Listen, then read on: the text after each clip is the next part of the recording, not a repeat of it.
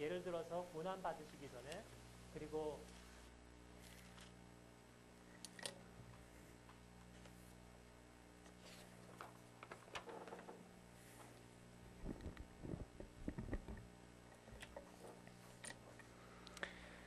오늘 오후에 우리들에게 주신 하나님의 말씀, 신약성경 사도행전 1장 6절부터 11절까지 말씀입니다.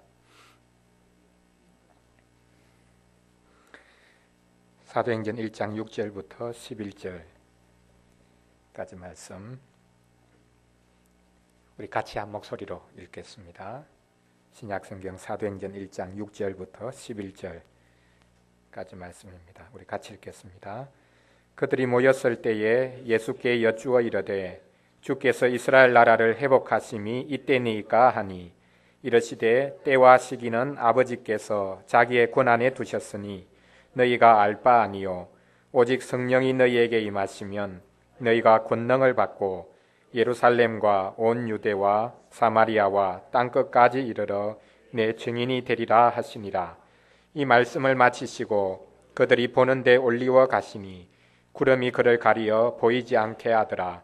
올라가실 때에 제자들이 자세히 하늘을 쳐다보고 있는데 흰옷 입은 두 사람이 그들 곁에 서서 이르되 갈릴리 사람들아 어찌하여 서서 하늘을 쳐다보느냐. 너희 가운데서 하늘로 올려지신 이 예수는 하늘로 가심을 본 그대로 오시리라 하였느니라. 아멘. 오늘 예수님의 성천에 관해서 같이 공부하는 시간 가지도록 하겠습니다. 우리 사도신경에 보면 예수님께서 부활하시고 승천하시고 또한 하나님 보좌 우편에 앉아 계시고 또한 다시 재림하실 것 고백하고 있습니다. 예수님이 낮아지신 네 가지 단계를 거치셨고 이제는 올라지시는, 올리워 가시는 그런 과정, 높아지시는 과정을 고백하고 있는데, 첫 번째가 부활이요, 두 번째가 승천입니다. 근데 우리 번역에 보면 이 승천이라는 내용이 부활과 예수님께서 하늘 보좌 우편에 앉으신 그 사건 사이에서 제대로 자리를 잡지 못하고 그냥 어떻게 보면 좀 은근슬쩍 이렇게 묻혀가는 그런 모습을 볼 수 있습니다. 사도신경 여러분 고백 보시면요, 예수님께서 3일 만에 부활하시고 그 다음 어떻게 고백을 합니까? 하늘에 오르사 전능하신 하나님 우편에 앉아 계시다가, 하늘에 오르사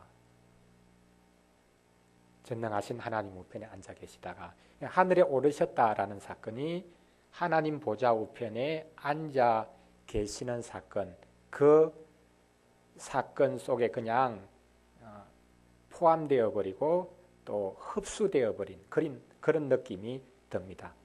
그러나 예수님의 높아지신 단계는 네 단계로 분명하게 우리가 구별을 해볼 수 있습니다. 부활, 그 다음에 두 번째는 승천입니다. 하나님 계신 그곳으로 올라가셨다, 하늘에 오르셨다라고 분명하게 고백을 해야 합니다. 그리고는 하늘에 오르신 그분이 지금 무엇을 하는가, 현재 무엇을 하고 계시는가, 그것을 하나님 보좌 우편에 지금도 앉아 계신다, 우리를 위해서 중보하신다, 지금도 이 땅을 다스리고 계신다, 그 세 번째 사실을 고백합니다. 그리고 그분은 그곳에서 영원히 계시는 것이 아니라 산자와 죽은 자를 심판하기 위해서 다시 오신다, 네 번째, 이 사실 우리가 사도신경을 통해서 고백합니다. 그래서 오늘은 하늘에 오르사라는 말, 그 말의 분명한 의미, 하늘에 오르셨다, 하늘로 올라가셨다, 역사적인 사실, 이 사실이 우리에게 주는 의미, 그것이 무엇인지 같이 생각해 보도록 하겠습니다. 사도행전 말씀에 보면 예수님의 승천으로 사도행전이 시작되고 있는 것을 볼 수 있습니다. 그렇다면 사도행전은 사도들의 행전이 아니라 승천하신 예수님께서 지금도 성령을 보내셔서 이 땅 가운데 하나님의 교회를 어떻게 세워가시는가라는 것을 기록하고 있는 책인 것을 알 수 있습니다. 사도행전이 기록되기 전에 먼저 일부로 기록된 성경이 무엇입니까? 무엇이죠? 사도행전 기록 전에 누가복음이죠. 누가복음을 기록하고 일부로 기록하고 그 다음 사도행전이 2부로 기록되어졌습니다. 그래서 사복음서와 사도행전을 나누지만 연결을 해보자면 누가복음과 사도행전은 하나의 책입니다. 1부와 2부로 나누어져 있습니다. 1부는 예수님의 성천으로 끝납니다. 누가복음 마지막 부분 보시면 예수님의 성천의 장면이 기록되어 있는데 어떻게 예수님의 성천의 장면을 기록하고 있느냐 하면요. 예수님께서 손을 들어 축복하시면서 하늘로 오르셨다. 그렇게 기록하고 있습니다. 이상한 장면 아닙니까? 예수님께서 손을 들어서 제자들을 축복하시면서 올라가셨다. 올라가시면 제자들에게 등을 보이시고 이렇게 올라가셔야 될 것 같은데 제자들을 보면서 이제 거꾸로 이렇게 제자들을 보시면서 올라갔습니다. 손을 들어서 축복하시면서.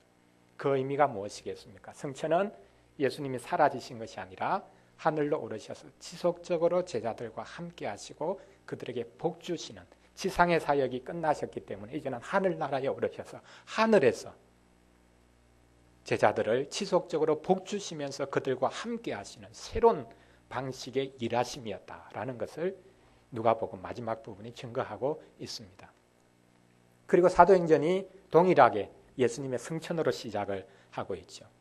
성천으로 끝마치고 성천으로 다시 시작합니다. 누가복음과 사도행전의 구조가 그렇습니다. 여기 본문에도 보면 예수님께서 성천하시는 장면을 기록하고 있는데요. 9절에 보면 그들이 보는데 올리워 가셨다. 제자들이 보는 가운데 올리워 가셨다. 자, 부활과 성천의 차이가 있습니다. 부활은 어느 누구도 목격한 사람이 없습니다. 부활 그 순간을 예수님이 부활하시는 그 순간을 목격한 사람들이 없습니다. 예수님의 증인으로 부름받은 사람 중에 한 사람도 예수님의 부활을 본 사람이 없습니다. 부활 이후에 예수님이 스스로 나타나시죠. 그래서 제자들이 예수님을 보고 예수님 살아나셨구나. 사후약방 문식으로 예수님이 살아나신 것을 이후에 확인한 것뿐입니다. 예수님이 부활하시는 순간을 본 사람은 없습니다. 그러나 성천은 예수님이 할 수만 있으면 많은 제자들을 불러 모으신 이후에 그들이 보는 가운데서 올라갔습니다. 부활과 성천의 차이가 있습니다. 왜 그렇습니까? 성천은 예수님께서 하늘로 가시는 것이기 때문에 예수님이 갑자기 사라지셔 버리면 제자들이 어떻게 생각하겠습니까? 제자들이 예수님을 보면서 예수님이 어디로 가셨나? 부활하신 것은 맞는 것 같은데 예수님이 다시 돌아가셨나? 어디로 가셨나? 의문을 일으킬 수밖에 없을 것입니다. 그래서 성천 같은 경우는 예수님이 제자들 보는 데서 하늘로 올라갔습니다. 가신 곳이 있다는 것이죠. 또 다른 말로 하면 그분이 오셨던 그곳으로 가셨다라고 말을 할 수 있습니다. 그곳이 어디입니까? 9절에 보면 구름이 그를 가리워서 보이지 않게 하더라 라고 말합니다. 예수님이 이렇게 점점 하늘로 올라가시는데 어느 순간에 구름이 예수님을 가려서 예수님을 보이지 않게 했다. 그래서 예수님이 더 이상 이제 제자들의 눈에 보이지 않는 것이죠. 여기서 말을 하는 구름은 어떤 구름이겠습니까? 하늘에 떠 있는 구름입니까? 그렇지 않습니다. 구약 성경에 보면 하나님께서 자신을 나타내실 때 종종 구름 가운데 자신을 나타내십니다. 구름 속에 계신 하나님. 이스라엘 백성이 광야 여행을 할 때 구름 기둥이 하나님의 백성들을 인도했습니다. 그 구름 기둥이 무엇을 말합니까? 하나님의 임재를 말합니다. 시내산으로 인도하셨습니다. 하나님께서 그 시내산에 강림하시고 이스라엘 백성과 만나 주시죠. 언약을 맺었습니다. 그때 하나님이 강림하실 때 시내산에 어떤 일이 일어났습니까? 산 전체를 빽빽한 구름이 감쌌습니다. 그 산이 보이지 않을 정도가 되었죠.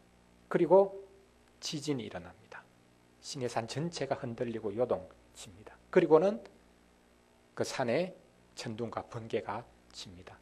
하나님이 나타나실 때 천둥과 번개가 치고 구름이 동반됩니다. 하나님의 영광이 임재했다라는 것을 말합니다. 그래서 예수님께서 제자들이 보는 가운데서 올리어 가시는데 구름이 예수님을 가렸다라는 것은 하늘에 있는 그 구름이 예수님을 가리었다는 것이 아니라 하나님의 영광 가운데로 예수님이 들어가셨다라는 사실을 말하고 있습니다.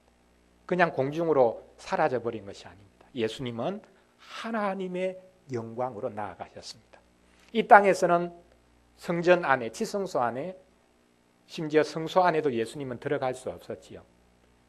레위 후손의 제사장이 아니었기 때문입니다. 그러나 예수님은 하늘로 올라가셔서 참 성전에 들어가셨습니다. 하나님의 영광의 본체 그곳으로 들어가셨습니다. 사라지신 것이 아닙니다.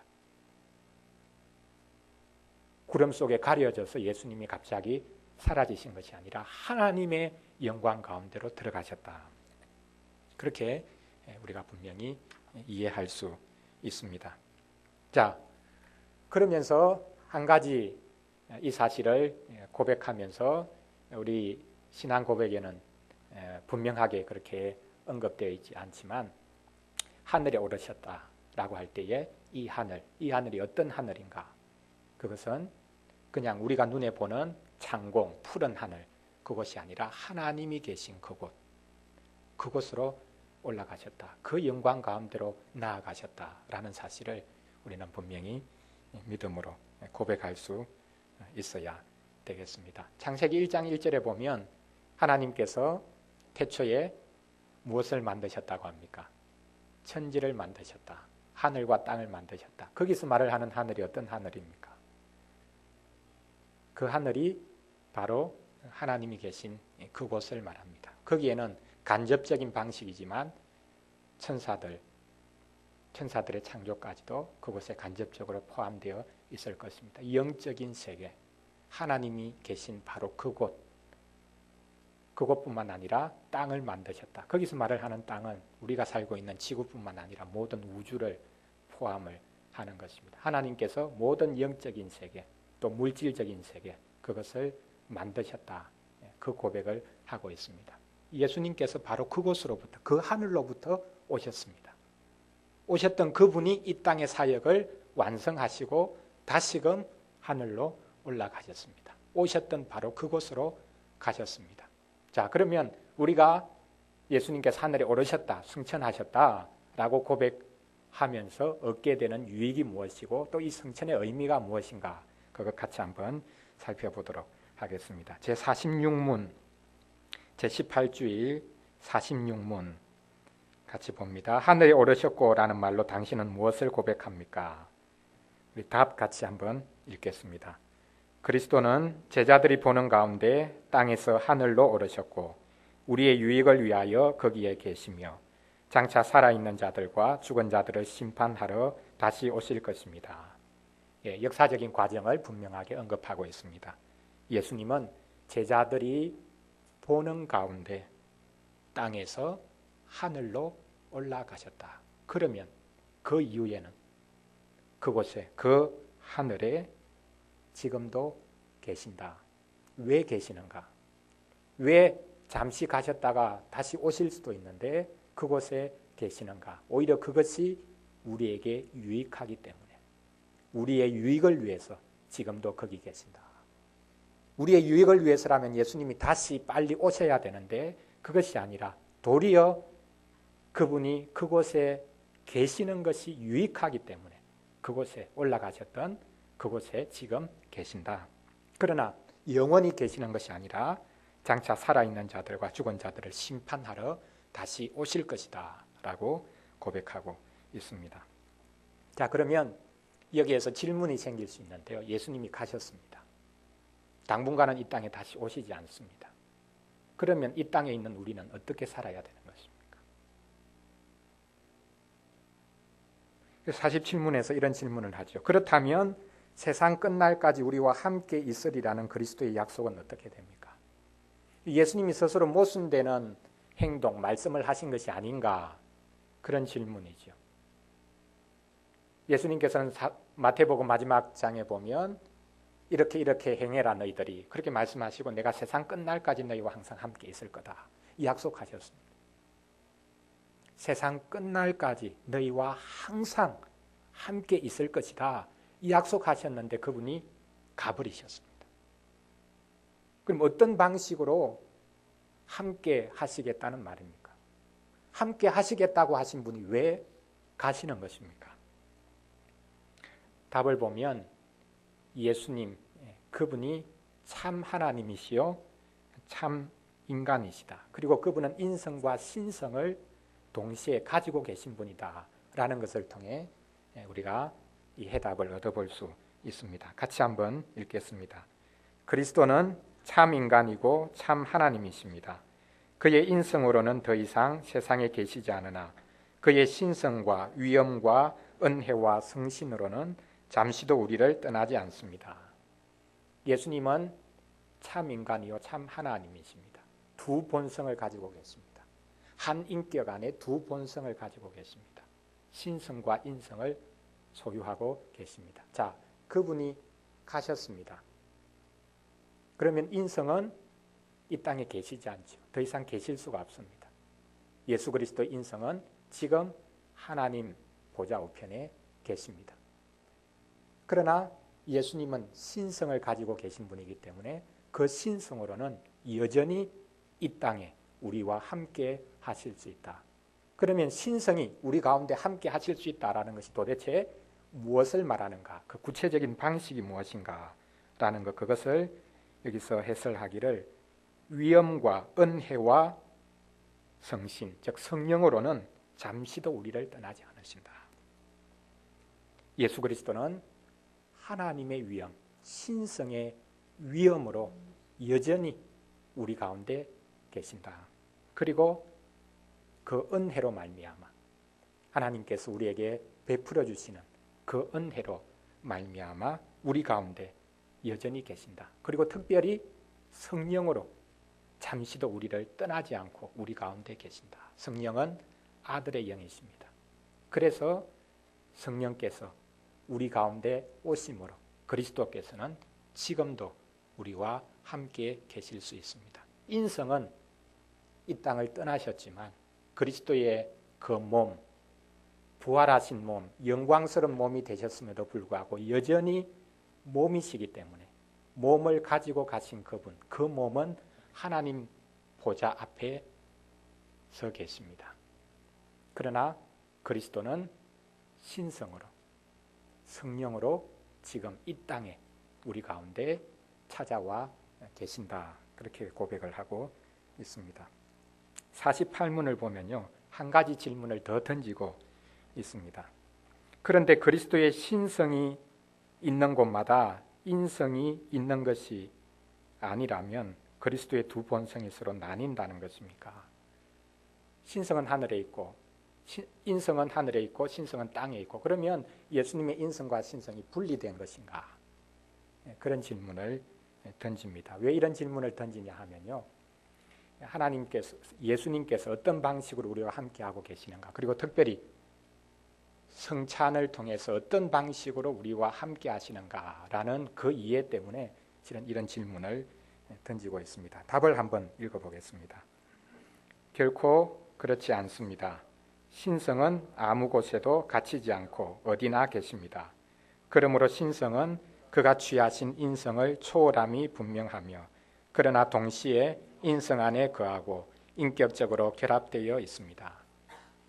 여러분, 이 답을 이해를 하시겠습니까? 왜 이런 복잡한 이야기를 하고 있는가?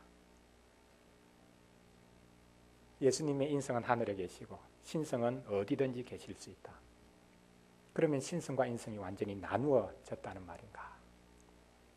그러나 우리는 예수님의 신성과 인성을 구분은 해야 되겠지만 결코 나누어서는 안 된다고 봅니다. 그리고 신성과 인성을 통합시켜 버리거나 서로 혼합시켜 버려서는 안 된다고 봅니다. 자, 예를 들어서 이 두 가지 질문, 이것이 성찬식에 대한 이해 때문에 나온 질문인데요. 로마 가톨릭 교회가 성찬을 어떻게 이해했습니까? 자, 떡과 잔이 있습니다.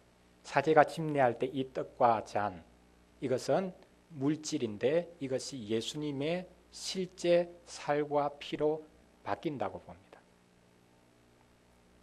47문에 나와 있듯이 내가 세상 끝날까지 너희와 항상 함께 있을 것이다. 이 말씀을 문자 그대로 이해했기 때문에. 또한 요한복음 6장에 나와 있듯이 예수님께서 이것이 내 살이다. 이것이 내 피다.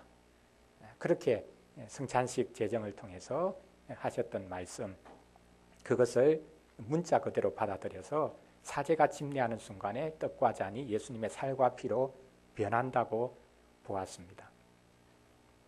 논리적으로는 우리가 받기 힘들죠. 먹어보면, 마셔보면 떡 그대로고 포도주 그대로인데 우리가 살을 씹는 것처럼 그렇게 씹는 것이 아니지 않습니까? 변화되지 않거든요.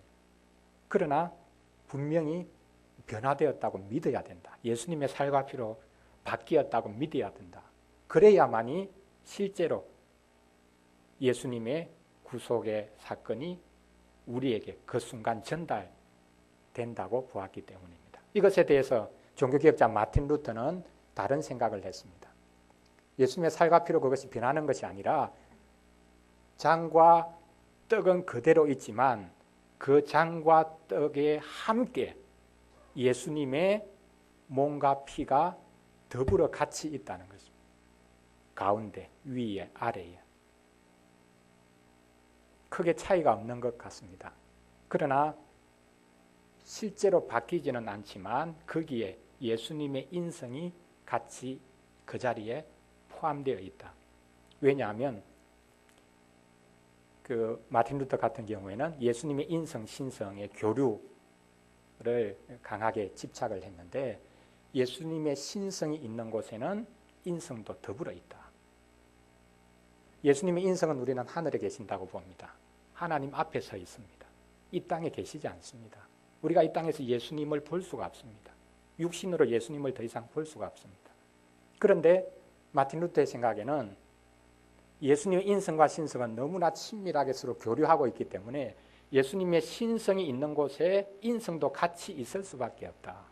그래서 성찬식에 그 장과 떡이 예수님의 살과 피로 바뀌는 것은 아니지만 그 자리에 예수님의 살과 피도 더불어서 있다. 그렇게 본 것입니다. 이것을 이제 종교개혁자들 그 이후에 특별히 저빙글리 그다음에 칼빈 같은 경우에는 이 생각을 좀 더 개혁하는데요. 이 저빙글리와 칼빈 같은 경우에는 또 생각의 차이가 있습니다. 철저한 인문주의자였던 쥐리히의 종교개혁자 저빙글리 같은 경우에는 살과 피 그것이 그 자리에 있는 것도 아니고 또 바뀌는 것도 아니다. 그러면 성찬식이 어떤 의미가 있는가? 그것은 단순히 예수님이 죽으신 사건을 기념하는 것뿐이다. 과거의 사건을 기념하는 것.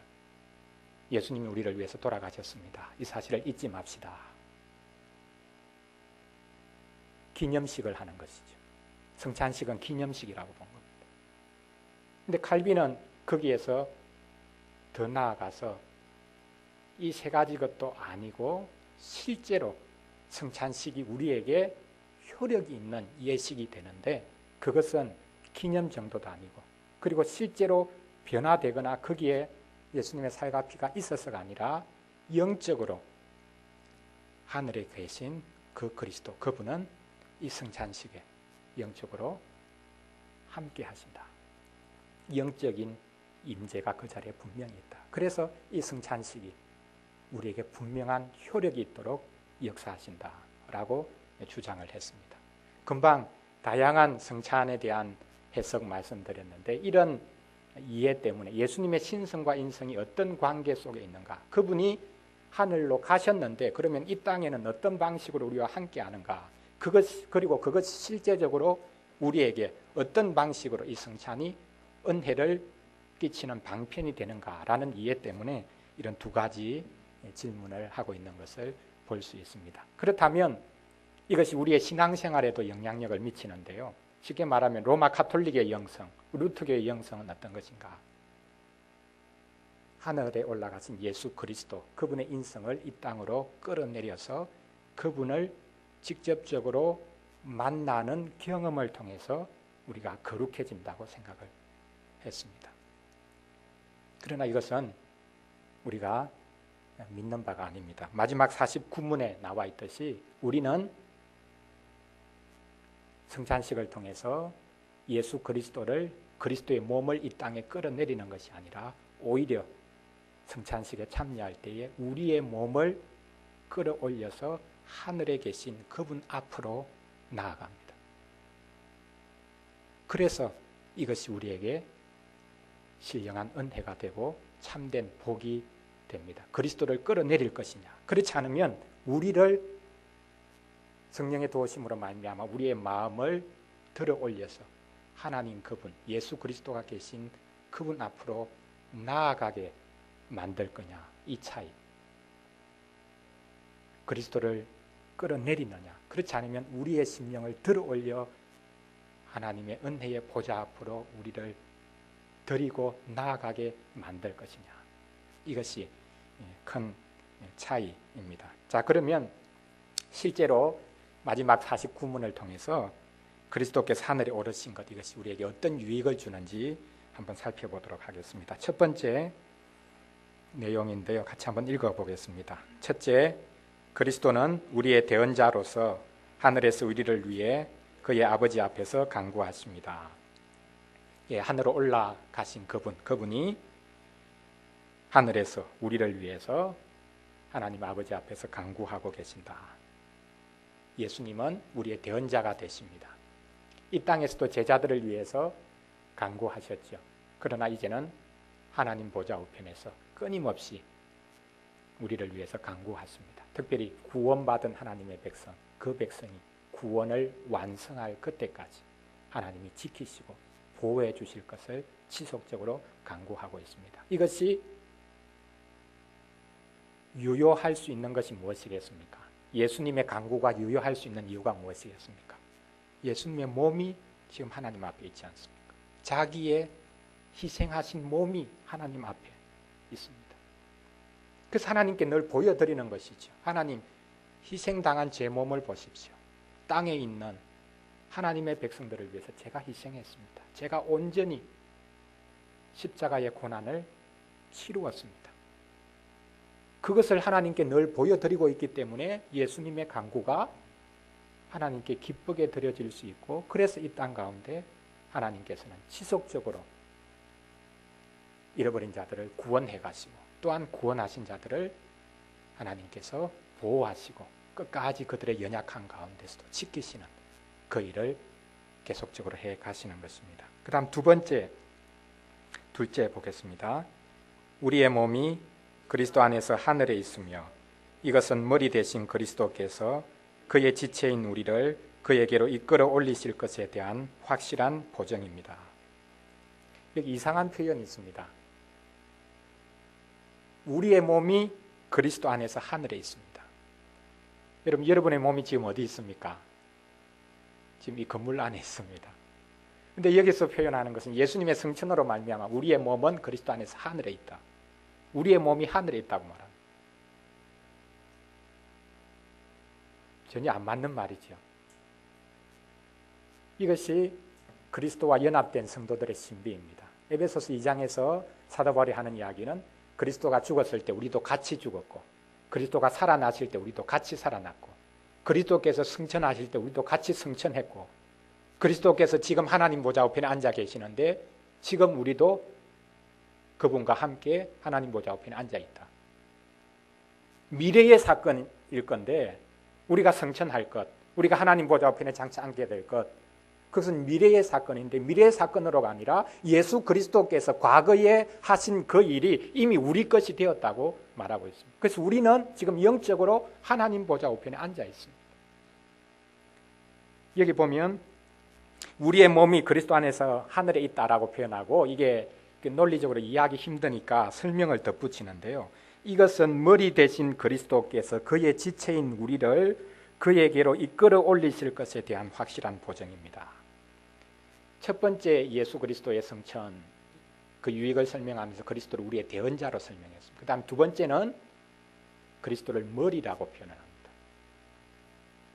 머리 대신 그리스도, 우리는 지체이죠. 자, 머리가 지금 하늘나라에 가 있습니다. 그럼 지체인 우리는 이 땅에 떨어져 있죠. 머리가 하늘나라에 가 계시기 때문에 우리의 몸도 하늘나라에 올라갈 것입니다. 그래서 그리스도의 몸이 하늘나라에 올라간 것은 우리의 낮은 몸도 하늘의 영광스러운 몸으로 변화시켜 주실 것이라는 보증으로 올라가 있는 것입니다. 우리가 예수님께 어떤 보증물이나 담보물을 준 것이 아니지요. 그러나 머리인 그리스도께서 하늘에 올라간 것은 우리가 그리스도께 무슨 담보물을 제공한 것과 다를 바가 없습니다. 그래서 장차 우리의 몸을, 낮은 몸을 하늘의 영광스러운 몸으로 변화시키실 것에 대한 보증으로, 담보물로 그리스도의 몸이 하늘나라에 올라가 계신다. 그리스도의 몸이 담보물입니다. 보증으로 하늘나라에 올라가 있습니다. 자, 지금도 이 땅에서도 우리는 하늘에 계신 그리스도, 머리, 지체인 우리가 연결될 때가 있습니다. 언제 연결이 되겠습니까? 머리와 몸이, 떨어진 몸이 딱 합체가 되는 그 순간이 있습니다. 언제겠습니까? 성찬식입니다. 성찬에 참여할 때에 우리는 하늘에 계신 그리스도와 하나가 됩니다. 성찬식이 그만큼 중요한 것입니다. 하늘에 우리의 몸이 올라가 있는 것, 그리스도 안에 올라가 있는 것을 확인하는 시간이 성찬식입니다. 머리와 몸이 하나 되고 합체되는 시간. 그래서 우리는 최종적으로 그 하늘에 올라갈 것을 믿음으로 이 성찬식을 통해서 또한 내다보게 되는 것입니다. 마지막 세 번째입니다. 같이 읽겠습니다. 그리스도는 그 보증으로 그의 성신을 우리에게 보내시며 우리는 성신의 능력으로 말미암아 그리스도께서 하나님 우편에 앉아 계신 위의 것을 구하고 땅의 것을 구하지 않습니다. 또 다른 보증이 여기 하나 더 있습니다. 예수님의 몸이 하나의 보증으로 하늘나라에 올라가 있고, 보증이 하늘에 있는 것뿐만 아니라 땅에도 또 하나 있다고 말합니다. 무엇입니까? 누구를 보증이라고 했습니까? 성령이 또 다른 보증이다, 또 하나의 보증이다 라고 말합니다. 왜 보증을 성령으로 주셨습니까? 우리가 똑같은 내용이죠. 낮은 이 몸이 하늘의 영광스러운 몸으로 변화시킬 것에 대한 그런 약속으로, 보증으로, 담보물로 그리스도께서 보내어 주신 분이 성령이시다.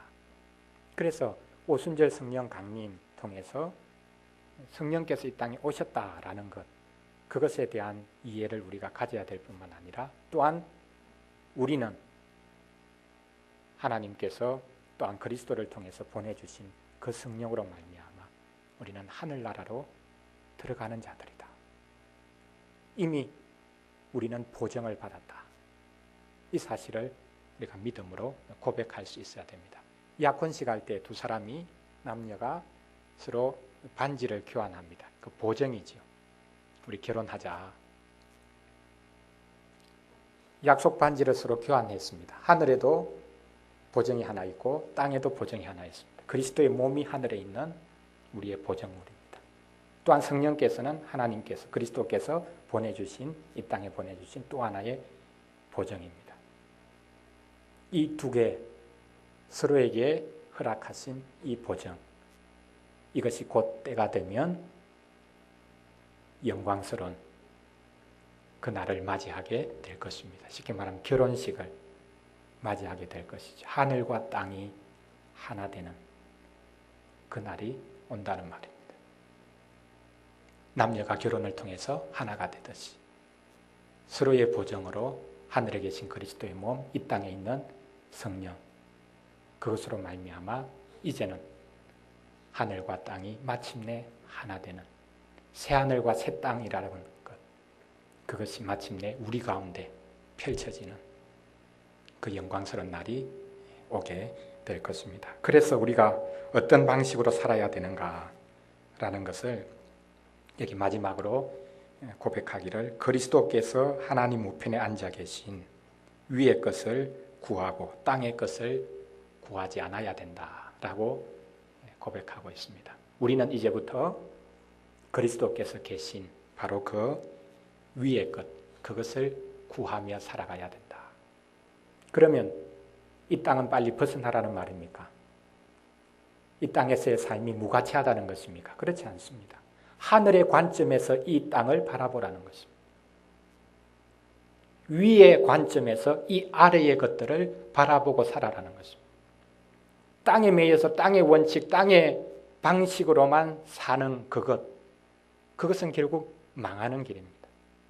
우리가 이 땅을 벗어나서는 안 되고 이 땅을 회피해서도 안 되고 우리에게 주어진 무거운 짐들, 고통들 피하려고 해서도 안 되겠지만 그것을 이 지상의 관점에서만 보지 않고 우리는 이미 하나님 나라 백성이 되어 있고 우리의 몸이 하늘나라에 올라가 있다. 그래서 하늘의 관점에서 이 땅에 있는 모든 일들을 바라보고 나아가라는 것입니다. 땅을 살지만 땅에 속하지 않은 자들로서 하나님의 관점에서 이 땅을 살아가는 것. 그것이 그리스도께서 주신 그 은혜, 그 성천의 유익을 이 땅에서 우리가 누릴 수 있는 참된 길이 된다라고 말씀하고 있습니다. 오늘 말씀 통해서 우리 한 가지 기억하면 좋겠습니다. 우리는 그리스도와 함께 하나님 나라에 올라간 자들이다. 장차 올라가게 될 뿐만 아니라 이미 우리는 영적으로 그리스도와 더불어 하늘나라에 속한 자들이요 우리의 몸이 그리스도 안에서 하늘에 있다. 내가 세상을 사는데 어떻게 죄짓지 않을 수 있는가? 내가 이 세상을 사는데 어떻게 이 고통스러운 문제들, 이런 힘겨운 일들, 완전히 그것과 관계없는 그런 삶을 내가 살아갈 수 있는가? 그렇습니다. 우리는 이 땅을 피할 수가 없습니다. 이 땅에서의 삶을 회피할 수가 없습니다. 그러나 우리는 이미 하늘에 올라가 있는 사람들입니다. 그리스도 그분과 함께 있는 자신을 보십시오. 여러분을 결코 혼자 떼어놓지 마십시오. 우리는 그리스도와 함께 있는 사람들. 어디 가서 무엇을 하든지 우리는 그리스도 안에 있는 사람들이요. 그리스도와 함께 있는 사람들. 나와 그리스도를 이제는 더 이상 떼어놓을 수가 없습니다. 그래서 하나님이 계신, 그리스도가 계신 그곳에 나도 있습니다. 그곳이 더 분명한 우리의 영적인 자리요, 영적인 실상입니다. 육체를 가지고 이 땅을 살아가지만, 고통스럽게 살아가고 있지만 이미 우리는 하늘나라에 영적으로 올라가 있는 사람들이다. 왜요? 그리스도 그분이 올라가 계시기 때문에 우리도 이미 하나님 나라에 가 있다. 이것으로 우리의 이 땅에서의 삶을 믿음으로 이렇게 잘 극복하고 이겨 갈 수 있기를 간절히 소원합니다. 기도하겠습니다. 하나님 아버지 감사를 드립니다. 우리를 구원하시기 위해서 예수 그리스도를 땅 아래까지 낮추시고 내리게 해주신 은혜를 감사드립니다.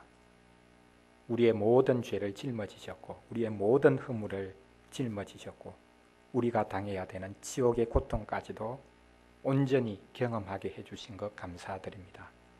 이제는 그리스도께서 이루신 그 구원을 우리에게 구체적으로 적용하고 누리도록 하시기 위해서 부활하시고 하늘에 올라가신 것 감사드립니다.